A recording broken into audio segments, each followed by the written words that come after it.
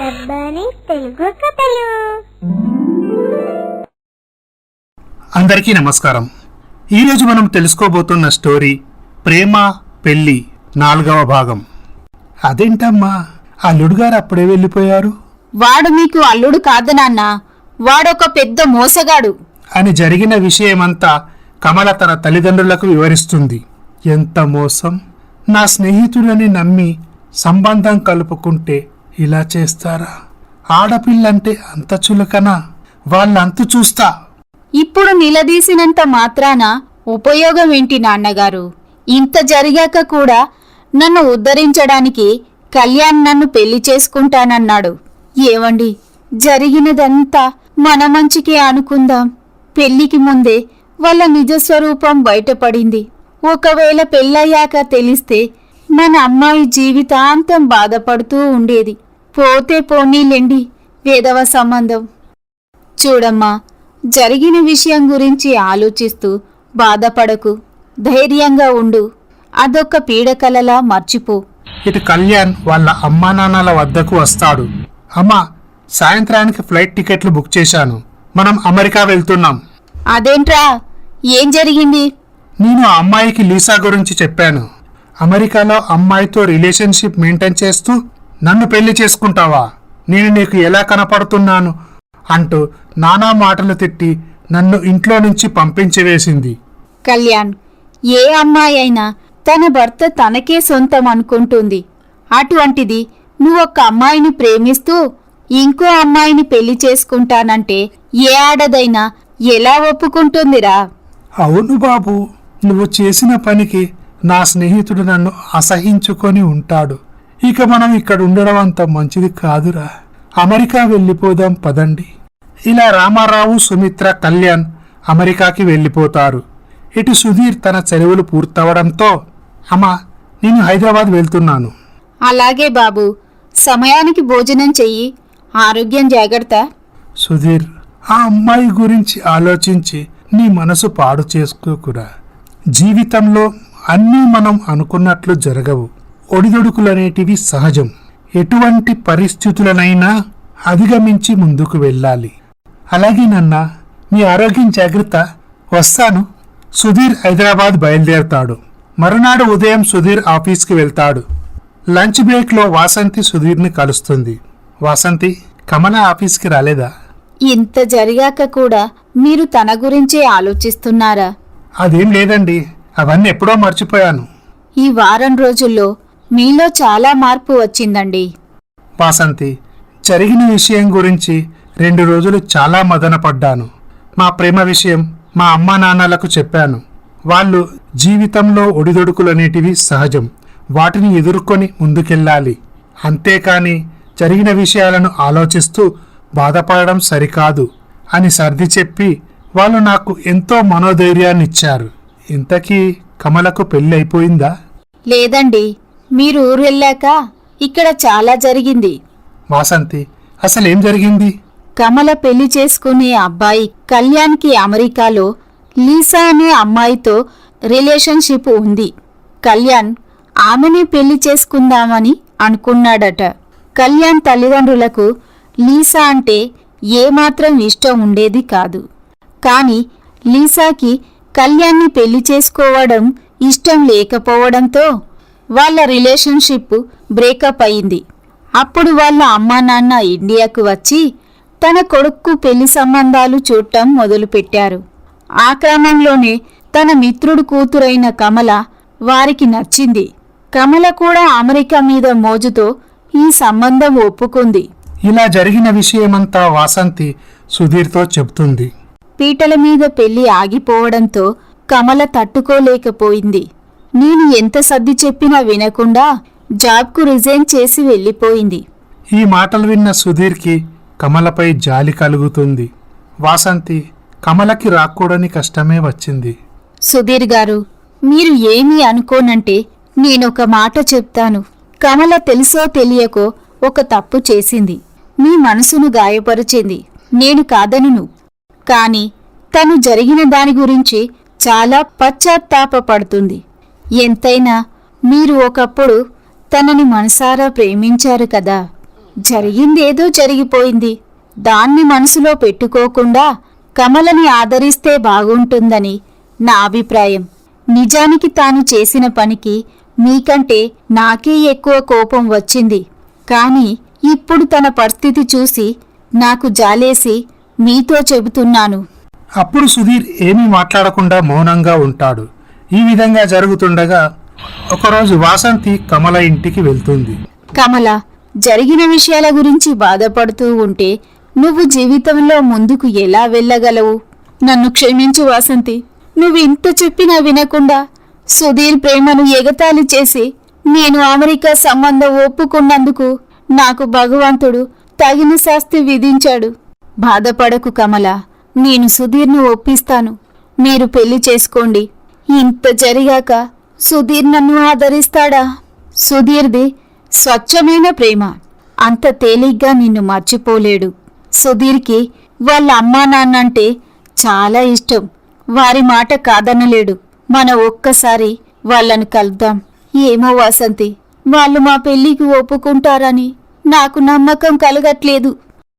నువ్వేమీ టెన్షన్ పడకు. రేపే మనం వాళ్ళ దగ్గరికి వెళ్దాం. ఇలా మరునాడు ఉదయం వాసంతి కమలను తీసుకొని సుధీర్ అమ్మానాన్నల వద్దకు వెళ్తుంది. కమల, వాసంతి సుధీర్ అమ్మానాన్నలకు నమస్కరించి, అంకుల్, నేను సుధీర్ ఆఫీస్లోనే పనిచేస్తాను. నా పేరు వాసంతి. ఈ అమ్మాయి పేరు కమల. సుధీర్ ప్రేమించింది ఈ అమ్మాయినే. అయితే మీరు ఇప్పుడు ఇక్కడికి ఎందుకు వచ్చారు? ఈ పాటికి నువ్వు పెళ్లి చేసుకొని అమెరికా వెళ్ళిపోయావనుకున్నా.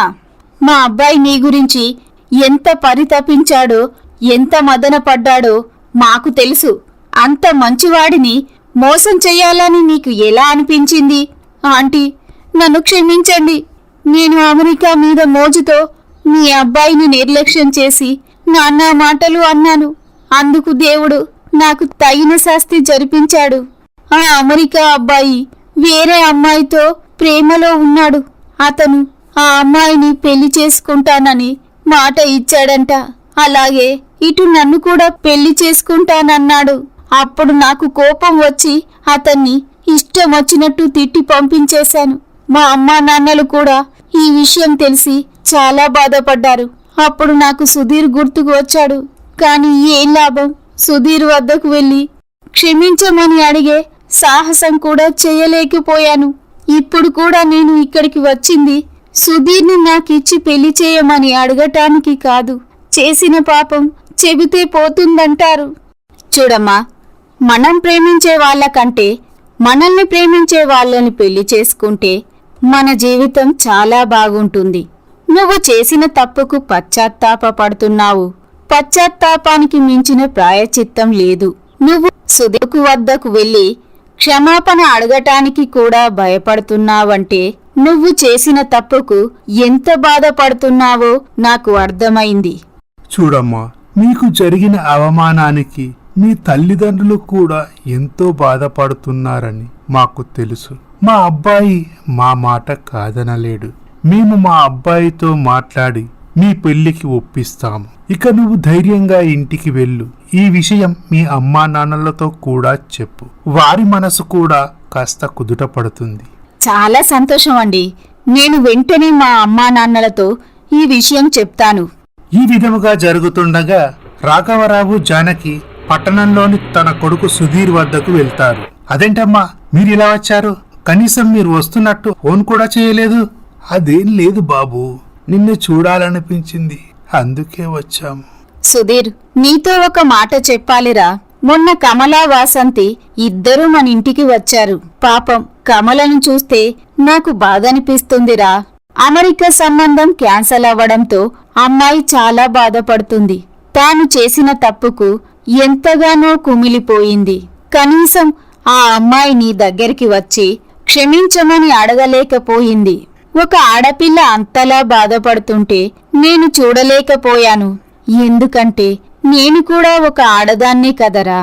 ఆ అమ్మాయి నీ ప్రేమను అవమానించి తప్పు చేసింది. నేను కాదనట్లేదు.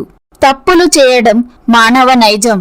కాని చేసిన తప్పును తెలుసుకొని క్షమించమని అడిగే గొప్ప మనసు ఎంతమందికి ఉంటుంది? ఆ అమ్మాయి మన ఇంటికి వచ్చినప్పుడు చేసిన తప్పుకు క్షమాపణే కోరింది. కాని తాను నీతో పెళ్లి జరిపించమని అడగలేదు. అవును బాబు, నిజానికి ఆ అమ్మాయి చాలా మంచిది. కాకపోతే ఆ అమ్మాయికి అమెరికా మీద ఉన్న మోజుతో అలా చేసింది. ఇప్పుడు తాను పశ్చాత్తాపపడుతుంది. చూడు బాబు, పశ్చాత్తాపానికి మించిన ప్రాయశ్చిత్తం లేదురా. నువ్వు ఆ అమ్మాయిని పెళ్లి చేసుకొని మీరిద్దరూ సుఖంగా ఉండాలన్నదే మా కోరిక. నాన్న చిన్నప్పటి నుండి నన్ను ఎంతో అల్లారముద్దుగా పెంచారు. విద్యాబుద్ధులు నేర్పించి నన్ను ఇంతటి వాణ్ణి చేశారు. ఇప్పటి వరకు నేను మీ మాటకు ఎదురు చెప్పలేదు.